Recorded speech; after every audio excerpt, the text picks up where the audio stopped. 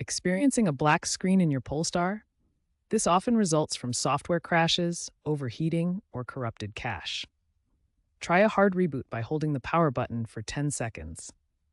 Also ensure your software is up to date, as outdated software is a common cause. For sound issues, a common cause is audio driver failure or Bluetooth desync. Check Bluetooth connections and HDMI cables if applicable. Many issues are resolved through OTA updates. Use the Polestar app to check for and install updates. According to Polestar's 2025 data, these updates resolve about 85% of infotainment problems without needing a dealership visit. Ensure your car is parked and connected to Wi-Fi for stable updates. When basic fixes fail, advanced solutions can resolve persistent Polestar infotainment issues. Let's explore clearing cache, factory resets, diagnostics, updates, and expert recommendations.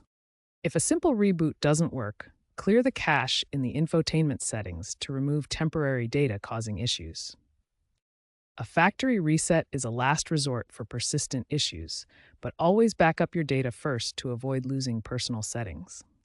Access the Polestar app's diagnostic mode to log errors for deeper troubleshooting of infotainment problems.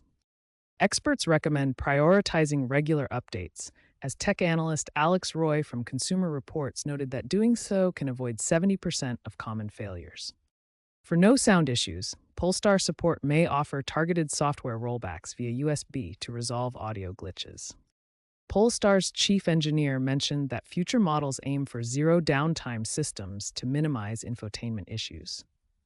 If problems persist, contact Polestar support for professional servicing to avoid warranty issues.